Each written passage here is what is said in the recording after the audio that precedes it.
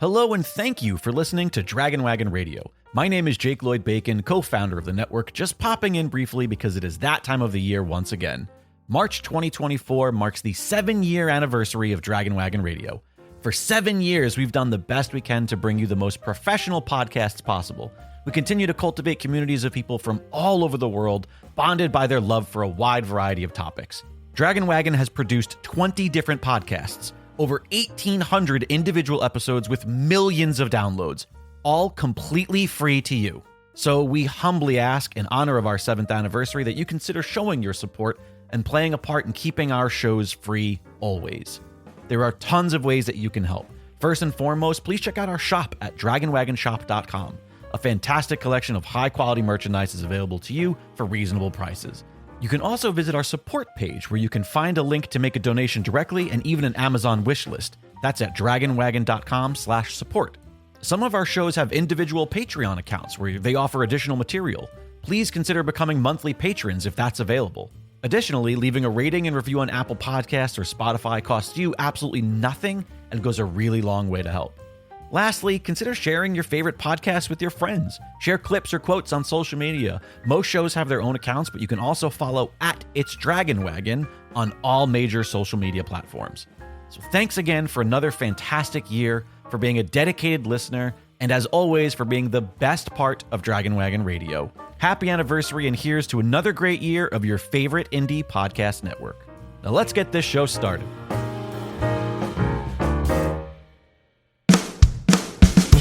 Scott Narver, I can't believe it that Tony Khan is no longer the CEO of AEW. Jake Lloyd Bacon, is that true? This is breaking news. Yeah, well, someone debuted and they came out and they were like, oh, I'm the new CEO of AEW. Who is that person? Oh, that's Mercedes Moné.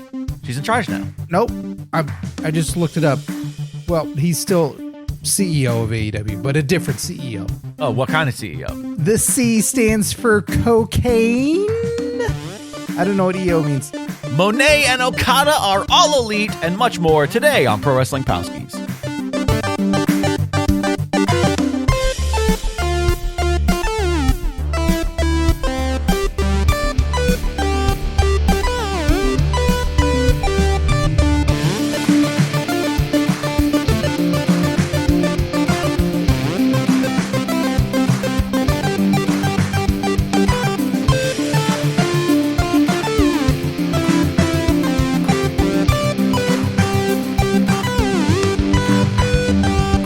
Hey, Scott Narver. Hey, Jake Lloyd Bacon. Hey, everybody out there. This is Pro Wrestling Palskis. Thanks for joining us. Thanks for tuning in and your favorite podcast player. Maybe you go to the website. Maybe you go to pwpalskis.com and you click play and you listen right there on the website. I don't know. I'm being presumptuous by saying you listen to a podcast player. However you listen, we're happy that you're here. We're especially happy that we're joined by our patrons via the super exclusive Patreon-only live stream. Yes, indeed. If you want to get access to that stream, you got to become a championship tier. No, you have to become any patron. That's right. I'm sorry. It's available to everybody. I forgot how this shit works. I'm all hopped up on sugar. You've been raging because it's been your birthday. It's been the podcast network's birthday. Yes, it is. 7 years. Your dog's birthday. Yep, 7 years. They were born the same day. Stone Cold Day. That's right. However many years. So you are sleep deprived. I am. And St. Patty's Day, even though it's today, day of recording, Sunday. Yeah. Saturday, that's when everybody was doing everything. We went out to eat. We didn't even think about it. We were like, let's go out to eat. It'll be fun. Day after your birthday, Alexander took the day off. Did even not consider for a moment that every store and business and town and village would be celebrating St. Patty's Day on the Saturday before St. Patrick's Day. In New York? We were not smart. I don't see it. Not smart. You seem like a guy that might turn your nose up at a corned beef. Am I right? No, not inherently. You turn your nose into a corned beef? Back in the day, for sure. These days, though, when you were 6, trying to stay away from the beef and the pork. So nowadays, I will not turn my nose up at it. Instead, I will turn my nose away in sadness and shame.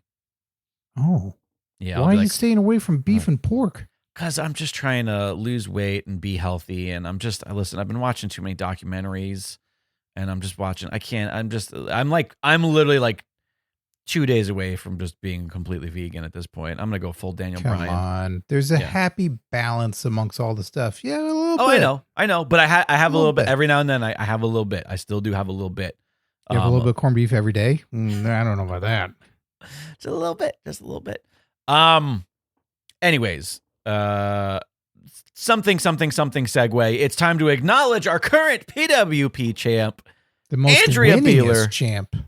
Record-setting 6-time PWP champ Andrea Beeler. I don't know. It's gonna take a lot. Someone's gonna have a real string of luck to come for that title. I think there is somebody at the 4. So I think somebody has 4. I don't know who it is off the top of my head. I'd have to pull up a sheet, but so, she's got this on lock. This is like, we're going to need a real Roman Reigns to come take over the Hogan at this point, She is the Roman Reigns. She is the Roman Reigns? Yeah. I thought she was the Hogan in this comparison. I don't know if you want to make that comparison to people nowadays. All right, that's fair. I think her film career would be much better than his. That's what I'm saying. You know what? Quite a few holds would be barred. Andrea Beeler, you're the best. We love you. Congrats on your record 6 championship. And to everybody else out there, you best step up your game. If you want to challenge Andrea Beeler for that title, then you got to become a championship level Palski. That's where that one comes in, over at patreon.com/PWPalskis. Darn right. Darn tootin'. Scott Narver, it's been such a hectic week for me that I've been, for the most part, pretty detached from the world of wrestling. I watched a little bit of SmackDown very abruptly, fast-forwardedly. I watched a couple. I thought you were in a debuts. situation where you watched it abruptly. Like, it just happened. I was like, oh, shit. To be. Oh, my God, SmackDown's on. I was outside. No, I'm inside on a couch. But since you haven't had anything going on in your personal life and you've had all the time in the world, I assume you've caught up on all the news for us today. Well, in all honesty, we addressed this a little bit in the pre-show, but I've just been decompressing. As I've addressed that things are going better overall. The relationship that I was in for over 7 years has come to an end on as a romantic relationship, but our friendship is now, I think, stronger than ever, and things are going well on that front. So that's great. I'm taking time for me. I don't want to take time away from these shows, but my lack of wrestling knowledge is expanding, but in other weird ways, which we'll get to as we progress in the show. Oh, interesting. So I'm not totally up to date on current product and all things, but I saw Sting retire, so I feel like I got some say in all this. Yeah, there you go. So, Jake, right off the bat, news story just for you. Hopefully anybody else gives a shit, but I know you care. Right off AEW reveals tag team title tournament bracket. Right off of Sting's bat that he used to break glass for no reason whatsoever and defend a championship that now is meaningless. Even though Darby doesn't have the option, unlike MJF, to either defend on his own or to get another partner. And the irony that, like, oh yeah, he ended up again breaking his foot. I'm sure it's a news story. Maybe it's not. I don't know. I'm sure we'll talk about it later. But breaks his foot. Probably would have had to just have a tournament anyway. So at the end of the day, Tony Khan is actually the genius and everything, and he can just predict the future. We're having him on the tournament to decide the champions. I'd show it to you if I could. I don't know any technical means of like me showing the tournament bracket to you on screen or for the listeners. So you could just go. You could click share screen in your Zoom if you'd like to show it to the viewers, those watching. As long as you'd have to hide all of your other extra material that you clearly have on your computer. But yeah, if you go to share screen, host disabled participant screen sharing. Did I really? Oh, advanced sharing options. Boom. All participants. I just changed it. Who can share? There you go. I've been blocked from this Zoom session. Try it again. I just updated it. I don't know if it updates instantaneously. So hold on. Let me try and get it to the screen first before I show something else that's, behind the scenes show related. I don't want to show everything we got going here. Oh, okay. Right. Yeah. I get it. Okay. Boom. Hey, look at that. Boom, I can see it. And the viewers should be able to see. We got Young Bucks. Can you scroll down a little bit or raise up the logo? Yeah, there we go. That'll be right in the sweet spot. I think people will be able to see it right there. Young Bucks versus Private Party. Okay. Gee, how could that go? I don't know. Oh my gosh. Alrighty, so Young Bucks. Undisputed Kingdom versus Wild Card. Wait, who's Wild Card 1? Wild Card 1. And then we got Best Friends, Wild Card 1. Oh no, that's okay, I get it. Yes. It's the winners of this. So Wild Card 1 winners, Best Friends and the Don Callis family. So why they couldn't have been decided beforehand for this tournament, I don't know. Okay, wait a minute. Hang on a second. This is a fundamentally misunderstanding what a wild card is, because they're not the Best Friends and or the Don Callis family are not wild cards. They have to, everybody else is a wild card. They have to win one additional match than anybody else does. Wild card. That doesn't make any sense. Well, and then we got Ricky Starks and Big Bill, who were the champions before Darby Allin and Sting. They got beat for him, versus Top Flight. And then we got FTR versus Wild Card 2, which is Infantry. I don't know who they are. And House of Black. So Infantry is definitely going to take that one. All right. So, I mean, I haven't, again, been keeping up, but this looks to me like Young Bucks versus maybe FTR for the titles. On Sunday, April 21st at AEW Dynasty. Oh, wait a minute. That's when the victors, that's the final. So the spoils. This isn't all happening in one night. This isn't all happening on Sunday, is it? No, God, no. He's got 7 TV shows. How can you can't have it all in one night? Yeah, Undisputed Kingdom, that is formerly the Undisputed Era, right? Which two? No, because it's members of the Kingdom and Undisputed Era. So which two are photoed there? I can't quite tell.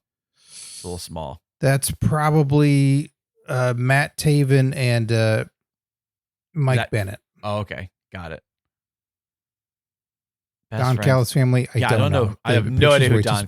They look like they already have championships, though, in the Don Callis. Everybody looks like they're already holding titles in this. In AEW, you can't be in AEW anymore unless you have 4 titles. That is now a rule. 4 active titles. 4 active title minimum. Yeah. So there's that. All right. Well, there's the championship tournament right there. Yeah. So you heard it here first. Young Bucks versus FTR Sunday, April 21st for the AEW World Tag Team titles that should be in the possession of Darby Busted Foot Allen. Should be his decision, but nope. That's not how the man works. Becky doesn't work that way? No, she don't work that way. Oh. So we've got a lot of news that has to deal with careers and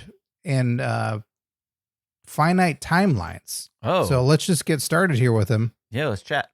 The first one being Jim Ross thinks this is more than likely his last year as an announcer. Oh, shit.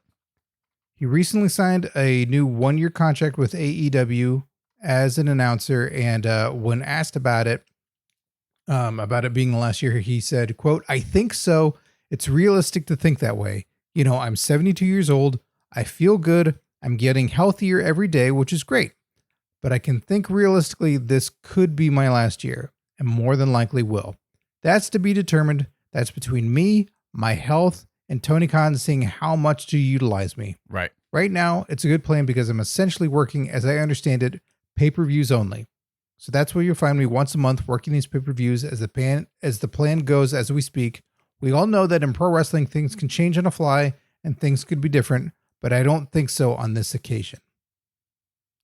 So you have a theory, a very well-known theory. I'm surprised it's not on a shirt by now. There is no such thing as retiring in wrestling. Right. Does your theory also apply to announcers and non-wrestlers? Well, I would say in a capacity of, does he ever announce again if his AEW contract expires in a year and he's still working for the company?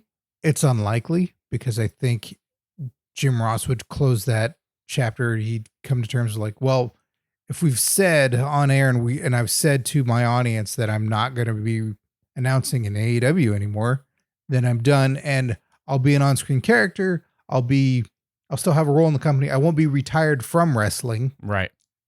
As the whole thing. But if the contract expires and then he's off to go do whatever, will he come back to WWE and do a final announcing session or something like that? Absolutely. He would close the door on back at that place and do something as a bigger, finer farewell for his career. Yeah, there was a while there. I was going to say, there was a while there before AEW where it felt like it was like a fun little treat. Like where JR would just like show up every now and then. And I'm like, I like that idea. Yeah, you're going to always have your teams, your that it's like, it just makes it easier for the company to be like, these two guys are here, these guys are here, whatever. But to have like every now and then just a little fun announcer of JR, I always felt like a special treat. I feel like that could just be the rest of his life as long as he wants to do that. He could do that as long as he's comfortable. And it doesn't even always have to be the whole night. He doesn't have to sit down for an 8-hour fucking WrestleMania. Like it could just be, he's going to come call this one match, which is kind of what he was doing for a little while. And nothing wrong with that. And he did it at AEW Revolution. And it was the first time when I heard him and I went, he sounds good. I know he's been dealing with a lot of health issues and I think he's probably worked and traveled more than was definitely needed during that time. Right. And he sounded rough and it just sounded like he wasn't resting. And this was finally a time where it's like the energy is back. His enthusiasm is back. His body and his voice and everything sounds like it's willing. So great. If they can maintain that for a while, that sounds great. And he didn't call that entire show, did he? No, he just called, I think the last two matches. He definitely called the Sting's last match. And I think that is also just helpful because it's endurance. He does, like I said, he doesn't have to sit out there all night. Like he can come out there. You don't have to know everybody for a fucking 8-man scramble of a match and go like, I guess they're doing that's what the fuck was that? Yeah. Don't let him call all the stuff that he doesn't like. Don't make him do it. The other thing that is nice is that like he gets an entrance. That's awesome. Like I love it when it's, hey, the main event is about to start. We all know it's going to be this big thing we've been building up to. And then all of a sudden you hear that fucking Boomer Sooner, the Oklahoma fight song, whatever it is he comes out to. And it's just like a fun, it's like, oh, we got a comment, We got expert analysis for someone who's been in the business forever. And he's lending his insight into the main event of the show. And it makes it feel more like sports. It makes it feel more special. It also, you create some hype around just a part of the match. It's not even the match. It's a fucking win-win. Yeah. Yeah.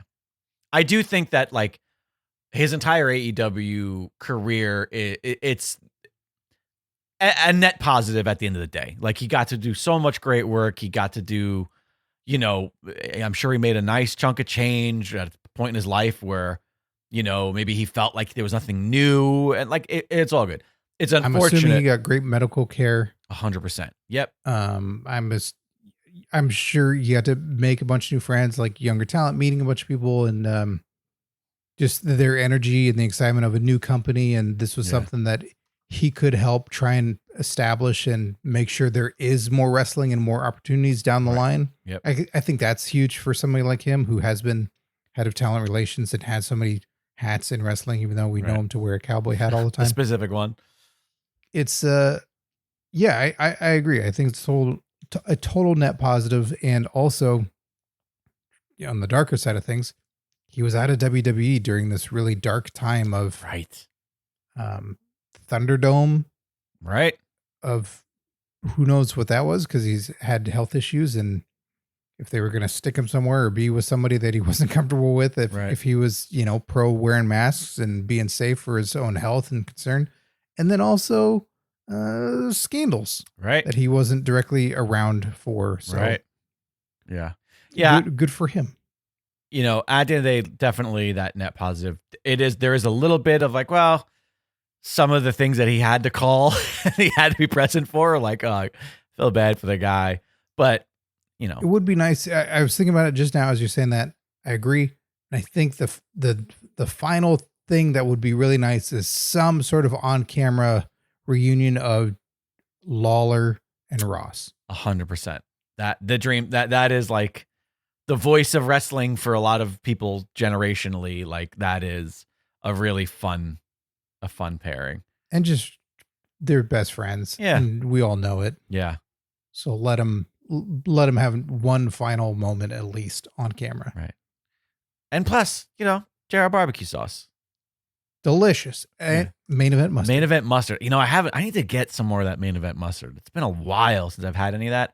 Also, I gotta get more of that seasoning because the seasoning is really aces. Those are my really two favorite products that he's make.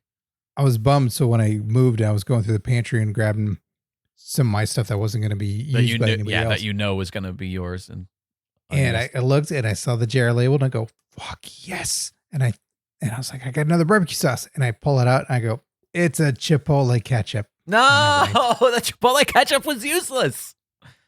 You know what?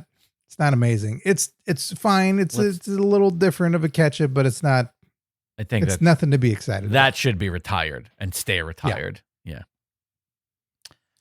Well, yeah, JR, man, I he's one of the GOATs, if not the GOAT. Mick Foley, not sure if he'll have one final match. Oh, please don't, Mick. I have no interest in this. Well, you say that now, but he's talked about this before. I can't remember if we addressed it on the show or not. But Foley has talked about last month that he was thinking about doing one final death match for his 60th birthday.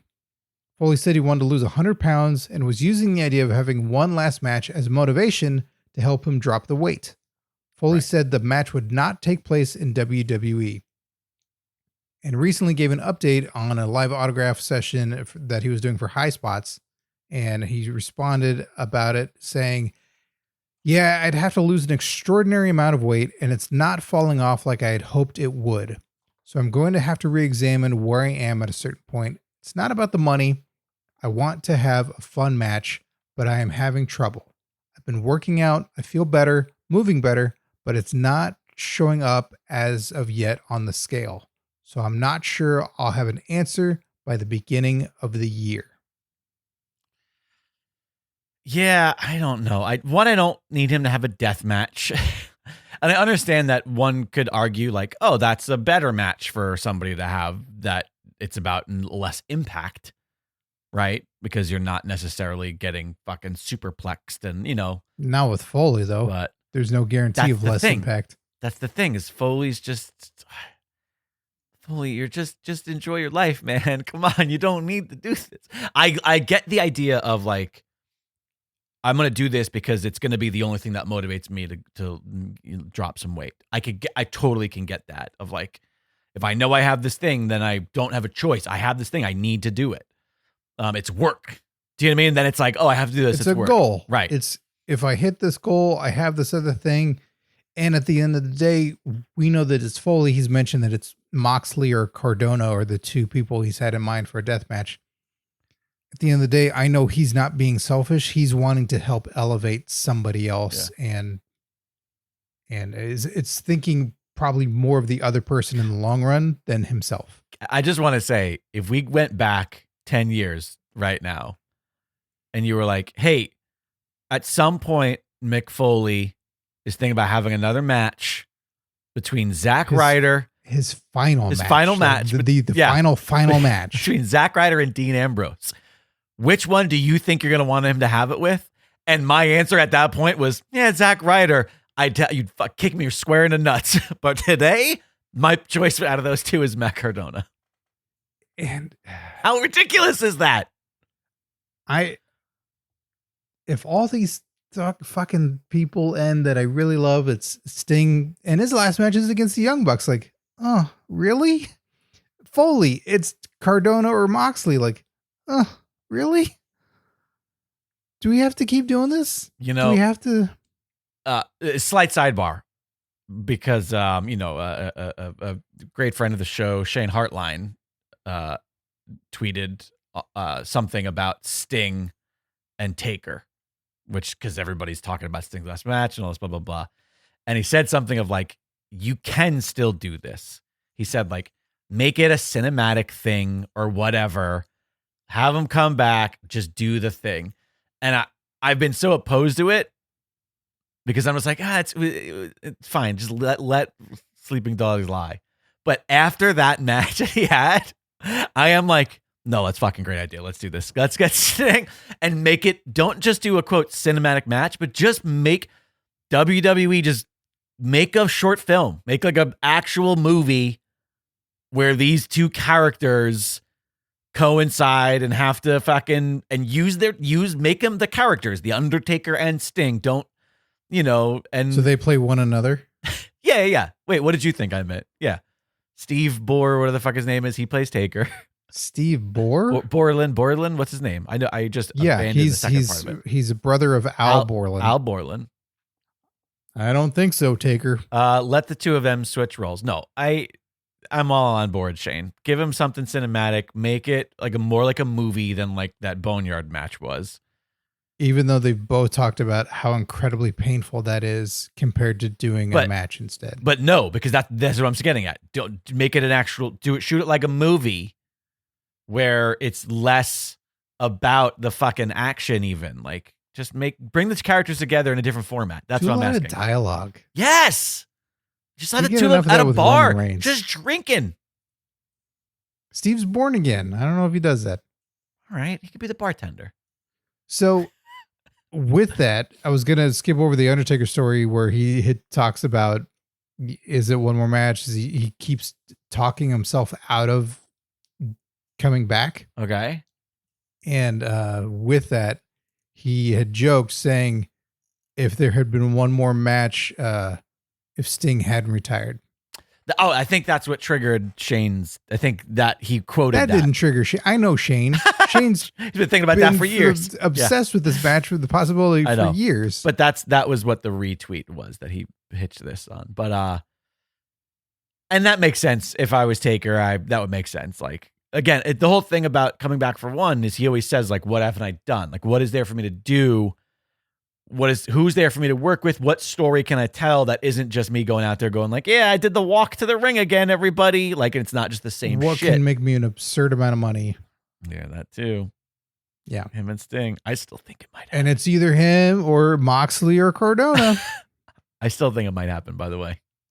Like all actual these match. Things might happen. Actual match too. Not just cinematic like I'm talking about. All these things are very much on the table. And Jim Ross will call each and every single one of them. They're both going to Saudi and Jim Ross is calling it. Yeah. It's a doubleheader. Yeah, it's all there. Yeah. But that ain't all. Oh, there's more? Yeah, I said there's a lot of these. John Cena on WWE retirement, he says 50 is the absolute line in the sand. Quote, I'd like to try to do it before that, but at 50, I'm just going to tweet, peace out, see ya, that's it, I'm good. I like to imagine him like that old Molly Shannon character from SNL. I'm 50! Doing high kicks and shit. Yeah, he probably could. He says, quote, I was very driven where WWE was my passion 24/7, and I'm very grateful, but I've grown and there's a lot of other avenues I'm curious about in life. And certainly being a great husband and partner is one of those. So I just want to do what I can in those avenues. So he's made this pretty clear now that he also acknowledges in interviews, and who knows how much say or,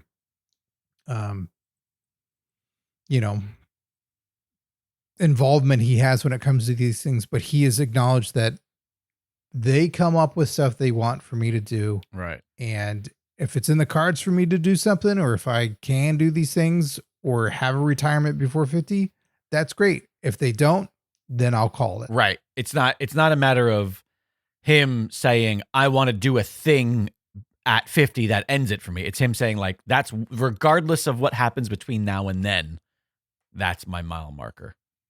Yeah. So we're getting down to the nitty and gritty for him. And, I had gone back in WWE 2K23, the previous game, and I realized I hadn't beaten the showcase where it's Cena's matches, where it's showcasing these major milestones, but he ends up losing all these matches. Right. And seeing how many of the people, and a lot of the current people too, that he's been involved with, and you go, yeah, the career's pretty much done. Now we would look 10, 15 years from now and go like, oh, I wish Cena would come back and then fight this guy or that guy. But I mean, it's The Rock and Roman Reigns. Like it's going to be that. It's going to be when Cena's pushing 60, who's the guy that right now we don't even know of, who's a nobody or a no-namer, who's going to be the biggest name, the biggest star, the hottest story that's going to have ran through everybody on the roster and have nobody else to play with. And they go, maybe John will come back for Mania this year. There's a bunch of money. And I don't know. John seems like a guy where if he says something, that's it. He does seem like a real man of his word kind of guy. But, you know, I also think, I also think that you can be both. I think I defend him more so than you do, but I think about Sean, and I think like Sean said, Taker, I'm done. Like I'm retiring. This is it. And yes, he did come back for. Oh, is that right? How did that go? But the thing is the way that I see that is like, in my opinion, he still kept his word because he did it with Taker. Because it wasn't and Kane and Triple H and Saudi. But it was Taker's if Taker wasn't okay with it, and I guarantee you if he wasn't okay with it, can I unretire to fight you again? Like, so are you saying that I'm just like I don't know? Naive? I retired you. Are you saying that I'm being naive? Is that what you're saying? That I'm saying you're making it too real. I'm not. I'm making it very real in the sense that these men have a massive amount of respect for one another. And with somebody like Taker is this massive locker room fucking leader that back in the day, I'm sure Sean didn't give two shits about, but born again fucking Sean, like born again Sean, who's always been in it for the money and has his moral grounds of, I'm not going to say suck it.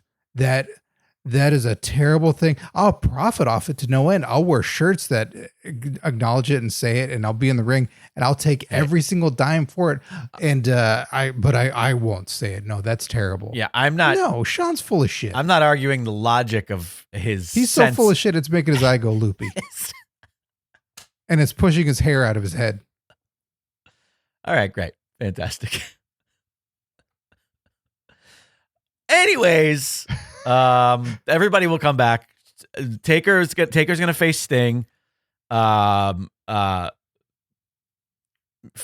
Michaels just gonna fight a bag of money. He's gonna fight Bitcoin. That's what he's gonna fight. He's gonna try to figure out how it works. Foley's gonna be in a 3-way with both Moxley and Zach, and they're gonna be named those names because it'll happen in WWE.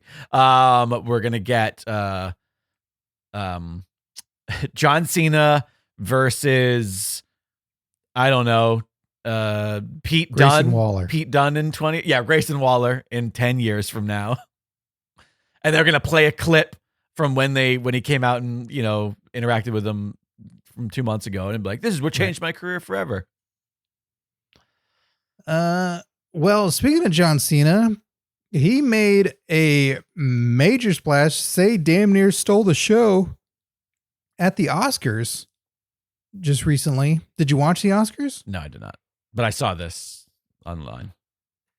Incredible. So it was Jimmy Kimmel was the host and acknowledging that, it was a number of years ago that one of the most, up until recently, one of the most famous incidents that took place at the Oscars was a streaker that happened while David Niven was presenting and saying, well, I'd really hate for something like that to happen again. Right. I'd really hate for something like that to happen again. And then we hear this, hey, Jimmy, come here. And there's John Cena in the wings of the show behind a set piece, and a lot of him is sticking out. We see like the upper torso of him. Right. And he's not wearing anything. And he's saying, Jimmy, I can't do this. I can't do this bit. I don't want to make fun of my body. I don't want to be a joke. I don't want to do this. I can't streak. And Jimmy's going, come on, you got to do this. It's the Oscars. You got to do this. And Cena is committed. Cena is giving this his all. And Cena says, no, I can't do it. And Jimmy says, what? You practically wrestle naked. He says, And Cena responds with, I wrestle in jorts. Yeah. And Kimmel says, that's worse. So here they're fucking going at it in front of all of Hollywood, in front of the elite of everybody. And he's acknowledging the joke of like, I wrestle in jorts. This is ridiculous. And I'm not going to do this. And I thought, oh, that's going to be enough. And Kimmel goes like, get out there. And so Cena wearing sandals and holding an envelope the Oscar, in front of him. the Oscars envelope, the announcement envelope in front of his junk. I was wondering why the envelopes were so big this year, and I think it's only just for that bit. Right. So he shuffles out. He does a side shuffle all the way from the wing to the center of the stage. Alexandra was thoroughly pleased by his toes. She was like, look at the way his little toes are grabbing. She was mesmerized by them. She thought they were the funniest thing. He did every single thing he could to make that as funny as possible, and he is embarrassed. Right down the Birkenstocks. And the roars of laughter like get higher and higher. The cut twos in the crowd. He fucking killed. And all for the one line of like, costumes are really important. Like whatever that line was. They don't reveal that it's the best costume award. Yeah. I mean, so you feel a little bad for it's like, yeah, all these people that work in costumes is the biggest deal, and there's a joke preceding your award, right? But I think they still handle it well because in the time that they present, the nominees, they come out, and it looks like Kimmel had taken a curtain, and wrapped it all around, Cena. Yeah, it was fantastic, fucking great. And then right before, so I don't know if you saw this, they showed a lot of interstitials before they cut to commercial of the next presenters coming into the wing. And there's like a little stage area where they're getting ready. Right. And you might see the previous presenter or the previous winner coming off stage and them greeting each other. So there is The Rock and Bad Bunny. And then Cena comes through and wearing the curtain and doing like a, hey, how's it going, buddy? And they shake hands. And then The Rock comes out afterwards with Bad Bunny and not very good presentation. And it's the biggest thing that I've talked about in their careers of Cena will commit and look the fool when necessary and do whatever he needs to for the sake of the show. But Rock's always going to be a badass. Yeah. I think he'd never do anything like that. I think he would. Never. I think he did at one point, but I think nowadays it's becoming tougher. I mean, didn't he play like that sort of effeminate character in Too Cool? Be cool rather. Like I think he was a gay character. I think there was a one point. I think he was more willing to play against his archetype. He was badass gay dude. All right, that's fair. But like the Tooth Fairy, it's like he's wearing a tutu, but he's still a badass in that guy. instance, yes, of course, yeah. But I mean, there's something to be said about the program, the Double Mania, the Twice in a Lifetime program between Cena and Rock, where Cena is like, you're just desperate to be a Hollywood star. I'm a wrestler. I am, this is what I do. This is all that matters to me. And now, however many years that was ago, 5, 6, 7 years later, the story is essentially John Cena is now what The Rock wishes he was, I think. Yeah, The Rock will never do what Cena does. Or at least he's becoming what Cena. I mean, like, all you got to know is The Rock busted his ass to try to get this fucking shitty superhero movie made. It was terrible. It did terrible. Nobody fucking cared. He blamed everything and everybody but himself. You liked it. Yeah, I know you did. But meanwhile, Cena's continuing to just fucking hit home run after home run. And even his bad movies are fine. You know what I mean? Like, and speaking of which, Ricky Stenicki had just come out on Prime Video. We didn't watch it yet. Yeah, it's in the list. It's on our list. He's not the only wrestler in it. Oh, all right. Well, you know what? We're going to watch that. We'll talk about that in the next pre-show, next time we record. It was a good time. I do recommend it. It's an R-rated comedy, and those are pretty scarce these days, but it is well worth the watch. And Cena, again, whether you may not laugh at some of the bits or not, that dude fucking commits. Yeah. So there's no half-assing it. He is fully into it, and it's great. And who doesn't love this precedent that is being sent of Zac Efron doing all things with wrestlers? Yeah, it's fucking great. Well, who else? Who else isn't retiring? Who else? Anybody else retiring? Well, I tell you, someone may be starting a Hall of Fame career right now. Oh, who's that? Paul Walter Hauser defeated Matt Cardona at Wrestling Revolver Ready or Not. Did he use his award, his Emmy or whatever it was that he won? Golden Globe? What did he win? Was it an Emmy? I thought you were a fan. You don't even know? No, I don't remember. I saw a clip. Well, I know he put with the help of Bully Ray, he put Matt Cardona through a flaming table. Got it. As you do. Like, yeah, of course. And it looks like there's a potential matchup now between Paul Walter Hauser and Sami Callihan. So it's not a one and done. No. He's still going. He's going to be the new what's his face? David Arquette. He's just I didn't know if you were going to say Andy Kaufman. He's just going to. Well, no, I don't think so because maybe, I don't know. I don't know what his bit. I don't know what the bit is with the on camera. He's an entertainer that's got the wrestling bug, and he's going after it, and he's doing it. And I haven't seen the match yet. I am curious. I saw him get hit with a guitar by Jarrett. I think that was all I saw. I think that was on AEW.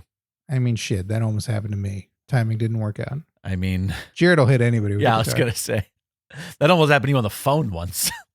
I was like, I don't know how that is possible, but you almost got hit with a chair on the phone. I mean, a guitar. Well, my story's real. But it's not a good thing when they tell you the instructions of how to gimmick a guitar. Oh yeah, no, not good. Because that's another story for another day.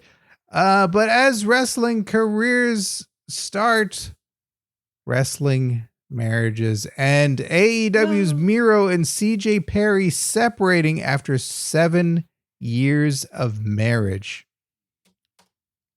And Dolph Ziggler's already slid into them DMs, baby. Him and Miro were fucking? Yeah, you didn't know that? Good for Miro getting the bounce back. Yeah. Taking control. This is from CJ Perry. She said in a statement, quote, Miro and I have made the difficult decision to separate after many wonderful years together and have decided to move on as friends, and hopefully on-screen characters somewhere down the road. Well, you both work at the same company right now, so it might be sooner than you think. Or who knows what Tony Khan's theory is and all that stuff. Right. It's like, ooh, good thing I got so many other shows, and I know how to separate talent from one another when they don't get along. So I think they're going to be okay. Oh man, someone's getting bit backstage. Yeah, that's I don't know how much of their real personalities bled through the incredibly overproduced Total Divas television program. Because that show Isn't that a reality show? Yeah, but it's heavily overproduced. It doesn't sound right. And, but I still think that like when you're not giving people a script and they have to get to wherever it is they want to get on their own, you get a bit of who they really are. And yeah, I remember watching that and going like, wow, he seems like a nightmare. He seems like a patriarchal nightmare of a person. By the way, Tim Redbeard in the chat says, I enjoyed Black Adam too. Yeah. So there's two of us. Well, listen. Hear that, James Gunn? When you're desperate for ideas in 13 years. All righty.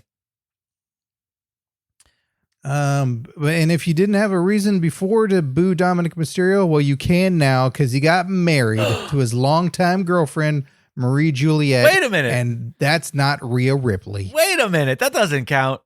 That's not real. Maybe he's Poly Mysterio. I don't know. Listen, kayfabe is fucking dead. Okay, come on. Don't post videos of this. Keep the shit private. We're one of the best on-screen quote romances on wrestling right now. Yeah, get married later, or just don't post this. Keep it private. Do it by yourself. No, don't get married now. Right. Flat out go like, it's better for business if I don't get married. And just deal with it. And also, so let it be known, two of Dominic's Judgment Day stablemates, Rhea Ripley and Damian Priest, were in attendance. Doesn't appear the others were. So was Buddy Matthews there? What's going on with that? Who? What the fuck his name is now? Brian Matthews. R-Truth, you mean? That's the only way I want this to become anything, is if R-Truth is acknowledging that he wasn't at the wedding. Or R-Truth just being... He missed Dom's wedding, but he's going to go to Nick's wedding. Or like the idea that R-Truth is constantly bringing up real life. Like I saw on social media, like you were married to a different person. She's married to some, or she's like with some Australian, and they all just keep acting like this is part of R-Truth being an idiot. But in this instance, he's just saying reality. That's because I don't want to see Dominic Mysterio wearing a wedding ring on TV. Like that's no good. Oh right, yeah. I wonder if he'll just be like, yeah, I'm not going to wear the silicone ring like they do. Silicone? Yeah, that's what they tend to wear. They tend to wear like those little silicone rubber rings. Wrestlers or just wrestlers? Humans? Wrestlers. Well, there was a while there where they were just getting the tattoo. Yep, that too. What are you going to do? I've talked about getting a tattoo, not a band, not something that wraps around, but something on the inside. But I'll wear a ring ironically, I'll probably wear one of those like silicone ones, or it'll have to be like a nice form fit, low profile, like wooden ring or something that's kind of earthy or something like that. Wooden? Yeah, I like the idea of something earthy. I'm not a big like ring person. I'm not a big jewelry person, but it's got to be low profile. Otherwise, I just won't wear it. Because you still want to be on the market. That's not what I mean by low profile. You want it to be not totally visible. I want it to be flesh tone. Yeah, exactly. See through and or flesh tone. I still want the flirting. That's what I want. It's gonna be a wedding band, but it's gonna say single on it. That way, the ladies know. See, if ever I get married, I'm having it say Neesoned. What does that mean? Taken. Oh, Neesoned. Got it. I'm starting that. That's my new thing. Got it. Neesoned. It sounds like you're saying the word niece, though, like your sibling's daughter. Could be. Alrighty. Well, good job, Dom, I guess, but also terrible for business. Also terrible for your wife. Imagine that's your husband's on-screen romance is Rhea Ripley. Oh boy. It's a lot to come home to. It's a lot to come home to. Like, how was working with your on-screen fucking mommy? Amazon goddess. Your Australian goddess. What? I don't even think people like her. It's like she's my sister now. It's not even it's not even a thing. Yeah, well, on screen you act like your dad might be your dad's best friend. Like, why you give me the shit? Why you give me the shit? It's still real to me, is what she yells. Your hair sucks. It's part of my character. It's not gonna last. And now AEW has two major talents that have been added to the roster: Mercedes Moné and Okada. I could try the Kazuchika Okada. I don't always feel confident in saying that, but he is now with the Elite. So as they say, when one sting closes and Okada opens. Is that the saying? So he is a bad guy. Okay. And it feels like that's a pretty bold, ambitious move to do. So I haven't seen the pairing yet. I haven't seen it all in action. I've seen Okada a handful of times. And right, same. He's certainly been a very interesting guy. Like, I see the presence. I see why people are into him. I haven't seen all the classic matches, but I've seen enough to be like, ooh, I can't wait to see what this guy does basically in the North American market where I can watch him all the time. So I am curious now. He has a star quality. He has that it. He is one of those guys that you just like to look at. Like when he comes out, you just go, what's this fucking guy's deal? I don't know. I don't think I've seen him talk ever. Maybe. I think I've only ever seen matches. Is he like, can he talk? Is he good on the mic? Does he speak with a really thick accent? It's weird. He speaks with a Japanese accent. Why is that? He's blonde. Yeah, that's what I screamed at him. Doesn't make any sense. You're blonde. That doesn't make sense. Yeah, I have heard him to do just a little bit of English, so I don't know his capacity for English. Like it's he spoke in Japanese at the show, and then when like a thank you very much, type of Sure thing. But I'll say this: it's certainly better than Andrade El Idolo. Yeah. When I hear him speak English sometimes, and I go, man, it sounds like there's a speech impediment more so than this is difficult language, right? I do think it's tough. I think that it's like there are certain people who really made it work for themselves. I think Asuka made it work for herself really well when she was a baby face. I guess I don't know if she was ever a baby, but when we were rooting for her, like her broken English that would then devolve into just this fucking rage-fueled Japanese. I was like, that's fucking awesome. Some people can make it work for themselves. I think Shinsuke's made it work for himself. I mean, Shinsuke saying that he doesn't speak English was fantastic. Chef's kiss to that moment. How do you feel about him now when he's translated in real time? That is where it gets tough. But also, I feel like a fucking racist white guy saying this, but it's like, it's the old Vince of it all of like, well, if we can't understand you, we're just going to make people boo you, because then it's, it's like, as long as they're a bad guy, you could have a really thick accent and be hard to understand because they're going to boo you. And it doesn't matter. Like, it's unfortunate, but that's how our shitty tribalism. I mean, in a large part, like that's what a lot of territory wrestling has been, because if there can be a part of it where it's, hey, I'm a really talented wrestler and I'm going to come out and I'm going to win. Like, oh, okay. But I think I'd say this, like it's a market tested, right? For many, many years. I don't know what the current landscape is. I won't speak to that. Right.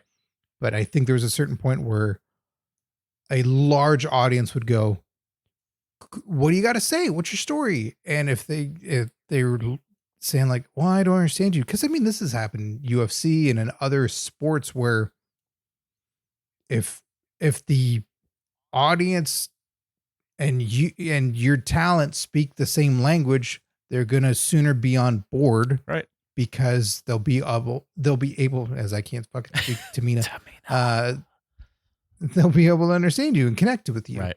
If it's translated all the time and it's subtitles, portions of the audience are just going to go like, right. Yeah. Whatever. Good for them. I don't care. They just won't be as invested. It's a matter of like less so. It's a matter of like disdain is better than apathy in professional wrestling. Yeah. Yeah. Cause you can market yourself that way. And that's still job security. So, well, maybe it is that. I don't know. Well, I'm interested to see how Okada fares there. I think it's always tough with a Japanese talent who's built up to the level that Okada is, as far as the presentation. And like, we're told this is a really big fucking deal. And that is harder to deliver than, oh yeah, this guy's made some rumblings where he's like, there's certain people who they've brought in and it's like, oh, you know what? A good example I think was when they brought up Sin Cara. Mystico, I think was his original name. Right. And it was like, this guy's really popular in Mexico and in other markets. And he's a really hot free agent. And we're really happy to have this up and coming talent. And then he can just either impress or not. Whereas like if you brought him in, you were like, this guy's a huge, huge deal. This is a giant signing. This is a, Hall of Fame champion guarantee. Then it's tough. You got to live up to that. And it's not always going to translate. You're not always going to live up to that in a different market. Well, the difficulty is that in the current landscape of AEW, and this goes for Mercedes Moné as well, it's great when you bring in a star, but who's on the same level as them that you're going to have these programs with? Right. The idea of like, she's saying, I want to come in for the women's division. And sure, there's something about it's noble about if you want to elevate everybody, but if they can't run with you, or if they're not the same star power as you, how are you going to have longevity, or how are you going to make money? Right. And do programs and stuff like that. And same with Okada, that you got Joe and you got some others that are there, but you lost Sting, you lost CM Punk. Who knows who else is going to be coming and going? I mean, he has his club. He has difficult. The landscape right now for him to go with someone that is of this high level of star power. Obviously, you look at WWE right now and you go, yeah, if you can go, you're good there. Right. Did you see Okada's debut? I didn't watch. I have not. Oh, okay, because I'm curious to how he debuted. Did he come out and just talk? Did he interfere? Was he announced? Was it just like a surprise? Was it like next week? Did he come out and say, I have a big announcement next week? Okada will be live on Dynamite. I have not. Sure. I am behind on all things. All right. So I'm curious to how he debuted, because I did watch the Mercedes Moné debut. And man, I think we've got a problem. We have a debut problem. I think that like we need people to start showing up and impacting things again. Because what do you mean? I feel, and this might just be recency bias, or someone listening, or maybe someone in the chat could be like, Jake, you're wrong, and then list all the people who have debuted differently. But I feel like every big debut, return, new company, whatever, in the past like fucking 3 years they're breaking out of prison. Has been, well, first they break out of prison on Twitter. Right. Has been nobody's in the ring, nothing is happening, brand new segment, their music hits, they come out, they talk for 10 minutes, nobody interrupts, nobody comes out and sets their eyes on them, nothing. It's just like, I'm here now, and here's a 10-minute speech as to why I'm here now, and blah, blah, blah. And I'm not saying that's bad. I'm saying when it's the only thing that's happening, I think we're missing out on the variety of different types of debuts and different types of surprises. And like Nick Nemeth wasn't that for TNA. Okay. All right. How did he? All right. So this is good. I'm glad. I want this pushback. How did he debut? Was it a surprise? He had debuted like at the end of a show, like end of a match. And all right. Music hits. That's good. Trying to think who else in recent history has. Obviously, CM Punk is that of what you're talking about. I feel like CM Punk's return to wrestling. Not his WWE debut. I was at CM Punk's return to wrestling. Period. That one made sense, and that gets a pass because it's like he comes to AEW. Holy shit, he's here. How? Why? That makes sense. He comes to WWE and he shows up at the end of War Games. And it's like, all right, he's sitting down, but then he still just comes out and talks. But Survivor Series, you bastard. That doesn't exist anymore. What are you talking about? They didn't have a Survivor Series match. But I don't know. I guess I felt like I would have liked to seen something more. I also don't know, and this might be my own personal bias. She's not that person to me. Like, she's not the person who comes back and gets and needs the 20-minute, like, she said things that were so insane to me. I don't dislike Sasha Banks, Mercedes Moné. I thought she was great. I thought she put on some great matches. I don't think she was the greatest women's wrestler of all time, that a lot of people have said. I don't think she was the best woman in WWE when she was in WWE at that point. Like, and then she comes out, so she says all these things, and she says some things that are true. I was, I helped, the women's revolution and all that stuff, or evolution, whatever I started. That's great. Then she says stuff like, I came to AEW because this is the only place where I can have global reach. And I thought I don't think this company really, they went to Wembley, but outside of that, I don't think. The only place where I can have global She literally reach? said, like, this is like, I'm here to start a new revolution. This is the only place where the revolution could be global, she said. And I thought, okay. I was like, is it? That's a weird statement. But it also seems like she hasn't really done a ton outside of her like stint at WWE. That kind of, she was injured. I know. That's the point I'm trying to make. Like, it just felt to me like this was a lot more. If she came out and just fucking put the boots to somebody and beat the shit out of somebody, I think it would have been a much bigger, more exciting. Did she not? Not what I saw. Not what I saw. I saw her come out and speak for 10 minutes. So if there's more of it. I thought she beat up Sky Blue and then. All right, well then there we go. This whole fucking segment is mute. Don't know why anybody listens to us because clearly we're not in the know. I did not know that. It's mute. Yeah, that's the phrase. Sorry, I've been listening to I'm listening to old OIM episodes, and I have a lot of Skeeter and fucking and Marky in my brain. Yeah, I didn't see that, so I apologize. I saw her come out to Walter's music, which I don't know why of all the songs. Paul Walter Hausen? Paul Walter Hausen? Yeah, Hausen. He's Van Housen's. I don't know why they picked that song with Walter being not that far in the past, and that specific song not that far in the past. They picked his that classical piece that used to come out. It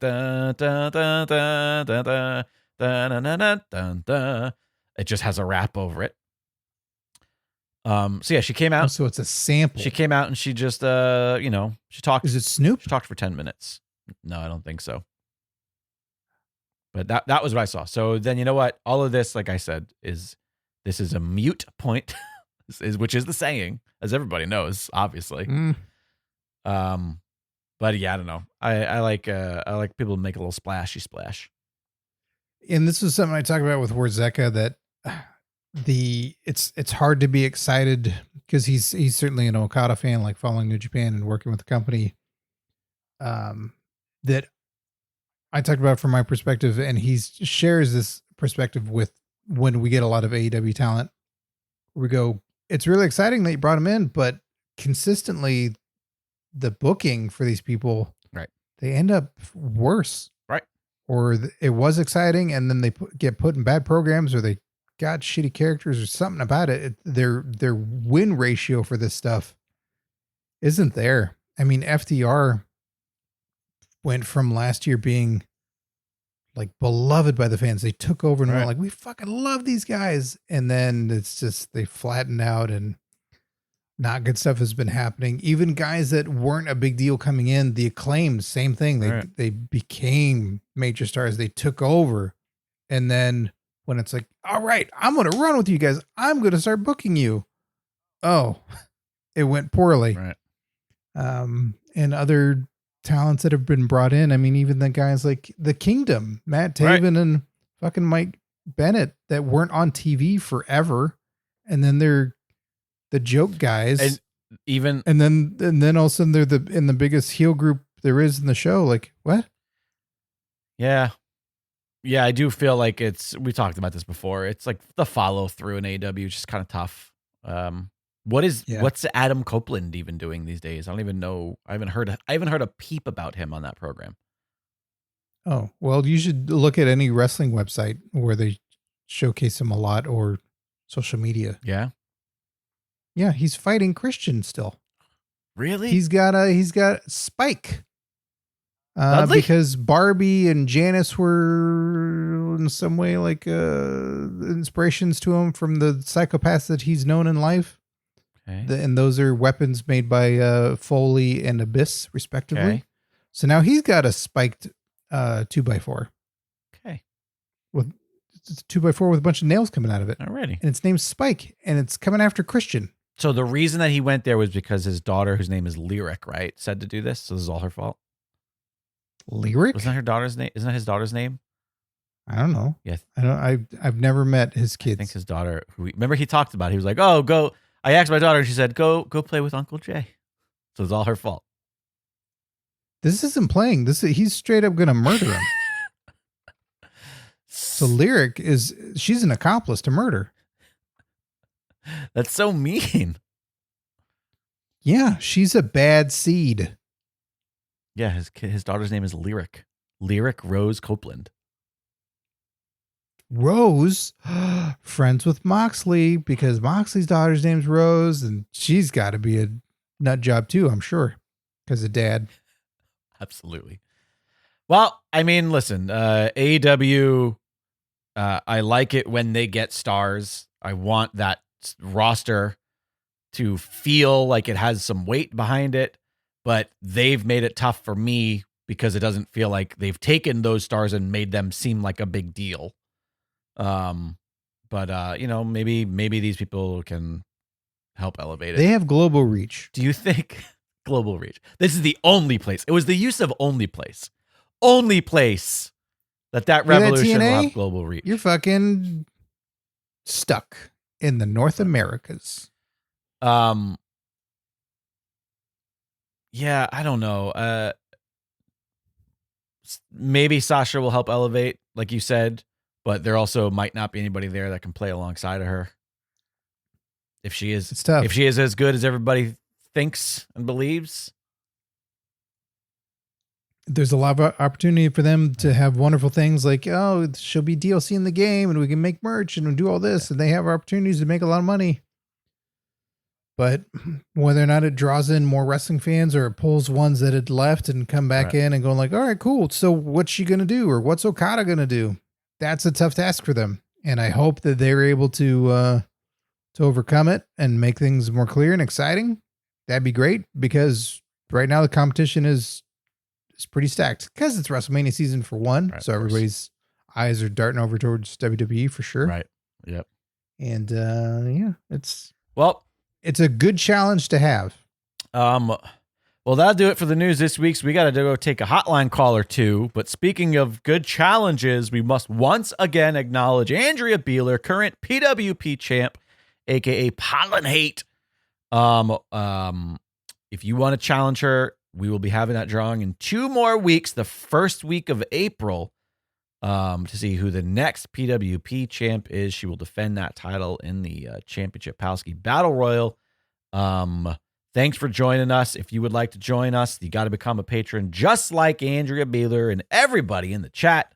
Thank you guys for tuning in with us. We're going to go take a hotline call or 2. Scott, say goodbye to live stream. Bye, live stream. 747-666-5606.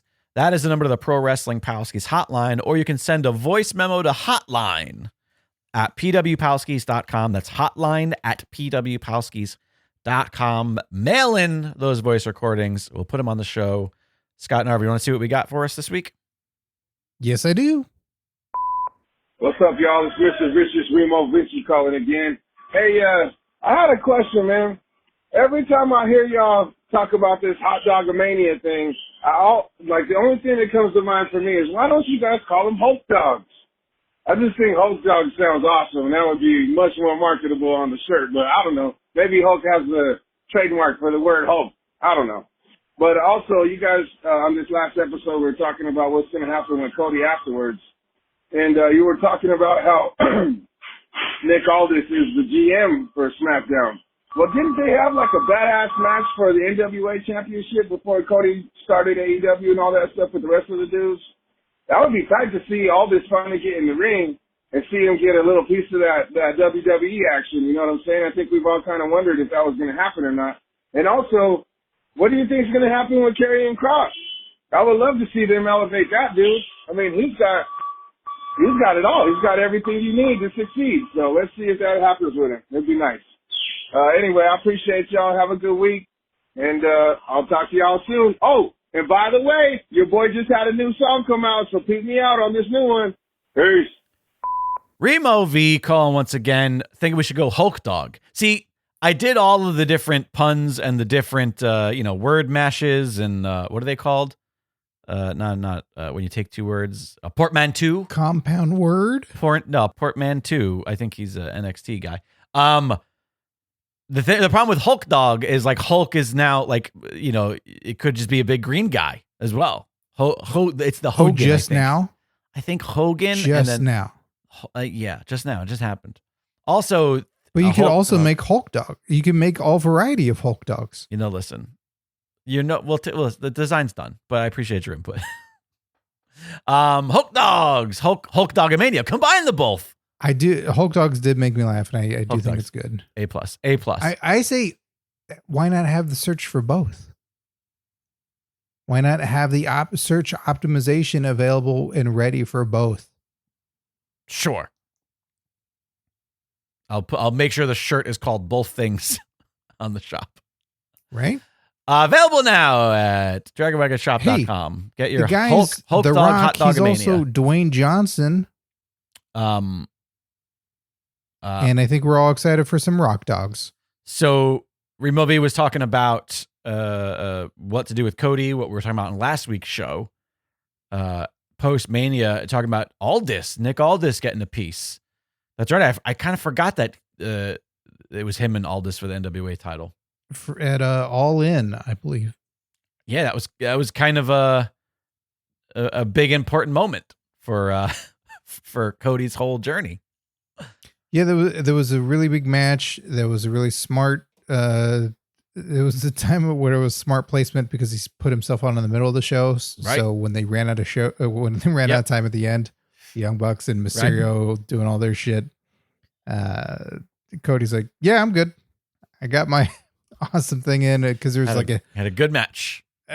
Also the teams, I don't know if they necessarily call it teams, but he had like the coaches in both corners that a bunch of legendary wrestlers in both guys' corners that felt like a big deal. Right. And it was a really cool match presentation. Everything about it was awesome. Yeah. So it would be, I hadn't thought about it myself. Remo V brought it up. I think it would be cool that if we're going to get Nick Aldis in an in-ring capacity at any point, that Cody as champion would be the guy, and to bring it full circle, that Aldis now wants that title. Right. Yeah. He didn't forget what happened. And like, the WWE has been very good about acknowledging shit that's not WWE these days. Like, they're not playing that game that they've always played of like, we're the only wrestling that there is in the whole wide world. They've been acknowledging other companies of what people have done elsewhere. And it's like, we all know it's fine. You can do that. You can say that if anything, it helps characters sometimes. You don't do and they're Excalibur number one. Yeah. And don't do the Excalibur thing where it's like, okay, so 15 years ago and this thing and then this thing, and then you don't need all that crap, but you could give us a little piece. You can give us a little, these two men, had a great, a feud, once in a different company. Boom, done. We moved on. We get it. They have a history. Not like that. That's terrible. Well, one time you got to do it better, like Michael Cole, the GOAT, like where Grace of All Time. Michael Cole does it, but I know he's your hero. I dig it. I like this. I feel like all this has been so good in this position on screen that I don't want to lose him in it. But simultaneously, he's I really like watching him wrestle. It's wrestling though. It could be a lot of things where it's, hey, if you're going to be this guy, you have to give up this position. He's struggling with that, and what's he going to do? And then eventually gives it up. And if he doesn't win the title, then it's going back and groveling for the job. And there's a lot to play with, I think, in the long term. That doesn't just have to be a harsh decision either way. It's like you're in, you're out, and then you can't be this anymore. All right, so I got an idea. So he loses against Cody, and he's got to go back and grovel for his job. But they've already sent him all of his stuff back in a giant garbage bag. And so he's got like a garbage bag. And he's like, I'll put my stuff back in my office. And he's holding that garbage bag and you hear, hey, get out of here. Yeah. And then Mickey pops out of it. Yeah. Mickey Bell, of course. Patron Mickey Bell, PW Palski. What was the other thing he said? Karrion Kross. He thinks that guy has, he's got the future ahead of him. Says he's got everything, and I agree. He needs to get rid of one thing. Hair. Yep. Get rid of that fucking hair. Head. Shave it. You're so much scarier without hair. 100% agree. As somebody who is upset that I'm losing my hair and want to hang on to as much as possible, it's counterintuitive of me to tell another man, shave that shit off. But you should shave that shit off. Shave that shit off. And I see, he's doing the stuff with Lashley right now. And I think Triple H he's clearly a fan. Like there's a lot of the talent that he had worked with in NXT that he sees something in him. He stuck him with Ellering, like he stuck a bunch of people with him. And I think it's trying to crack the code with, all right, everything was undone that we did for this guy. So how do we get back to it? So it's probably going to be a longer process. Ideally, in my head that he's assuring Karrion Kross and going like, it's going to take some time to build this back up. Right. But if you work with me, I work with you, we're working on long term, we're going to get you there. And we're going to win everybody back over. We're going to make you a threat. Right. But they can't overnight him. No. It's tough. Also, and with the landscape currently, it's really hard to just go like him. Yeah, he's a big deal now. And he is in sort of a standing position of, they gave him a group that he's clearly like the leader of, that he's the, the top of the totem pole at any given point. Because he has that group, he can be in the title picture because he's got the support. Like he's in a very he's like in case of emergency break glass kind of position where it's like, if we ever need him to step up, we can step up, but we don't have to have him step up because he has this big group, which means he can be involved in tons of other tag title stories and other big stable stories. He could have, there's so many different potential feuds for him that will keep him interesting. The group keeps them all dominant, all a threat. Like, it's kind of a safe. Honestly, it's funny that he's with Lashley because it's like that's the Lashley spot for all the past few years. It's been the same thing. Give him some guys. Give him a couple people. Just a quick idea. You mentioned it in case Lars Sullivan ever comes back and needs a group. Scrotum pole. Will he be the top of a scrotum pole? Yeah. Honestly, or the base. I think John Cena's taking that title over at the Oscars. Could be. Could be. Thanks so much for the call, Remo V. Once again, that hotline number 747-666-5606. If you want to call, leave your thoughts, your opinions, your questions, your responses. I'd love to do another hotline episode. Where it's just all, you know what? Let's shoot for that in 2 weeks' time. Shoot your shot. Let's try to get an all hotline week. Will that be, when? No, I think you want a little bit later than that because we're going to be dealing with some WrestleMania fallout. That's WrestleMania. Well, just get a bunch of fucking hotline calls in. Just call the hotline. We'll do that fun. It'll be fun. Stuff will be happening and we will all have joy in our hearts. I like hearing from everybody. Me too. It's nice to call your mother. When was the last time you called your Palskis? You never call your Palskis anymore. Call us anymore. You never call your Palskis. Are you dating someone? Yeah. I mean, did you get that promotion at work? Did you move? Did you lose your Spider-Man game? How's the new puppy? All these things. Are you excited that Sasha Banks is in over AEW with a new name? That sounds like money a little bit. Do you miss Tamina as well? Have you used her as a special guest referee numerous times in the new WWE 2K24 game? That's interesting that you'd put her as a referee because I once heard no one's meaner than Tamina. I tell you, all the images that you get, because I was scrambling to try and get my phone and take photos of it and put it in the Discord in time. But, she's holding up the WWE title. She's handing it to whoever. Like, there's these moments of, I fucking love that mode so much in video games. Can't you record your game? Can't you record your game? Like, every system has like a record function now. You could just record it on your own Xbox, PlayStation. Xbox? Yeah, don't you have a button you can just hit and it'll just record it? Probably. Okay, all right, good talk. Well, that'll do it for this week's program, kids. If you like hanging out with us, and we sure hope you do, then please consider showing your support. All the ways you do the support stuff. Snag some merch over at the shop. Grab yourself a Hot Dog Mania shirt. There's also a ton of other fantastic designs. We got phone cases, we got hoodies, we got mugs, we got hats, all the things. And of course, please consider becoming a patron. The best way to support the show. Scott, let's thank our current Patreon Palskis. The only show that hands out retribution and maximum male model names. That is. Why?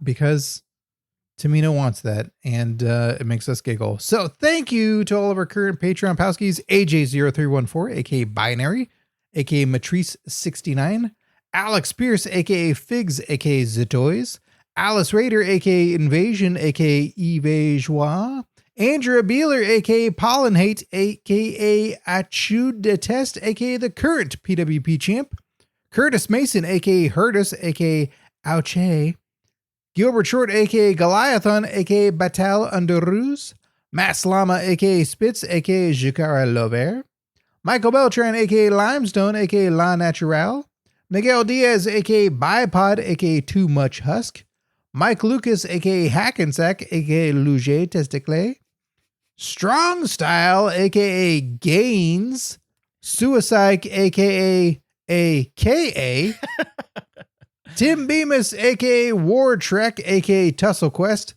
Tim Redbeard, aka Blood Fuzz, aka Blue Diffuse, Tom Hader, aka Cupid, aka Cherub, and Tony Griggs, a.k.a. Big Griggs, a.k.a. Grand Grisois. Thanks to each and every one of you for your continued support of the program. That'll do it. We hope you had fun. As always, an absolute blast hanging out with you, the Pro Wrestling Palskis. Internet! I'm Coy Jandro, a Bostonian who loves pop culture, comic books, and people. And I host Coycast. It's a podcast about all those things. If it fits in on a con floor, we talk about it on KoiCast. Myself and producer Jake do previews, reviews, deep dives, and tinfoil hat theories about everything from movies, TV, and the comic books themselves. I also like to dish out comic recommendations from my 100-plus pull list a week so you know what's best to buy. So join us, True Believer, on KoiCast.com or wherever you're listening to this podcast right now.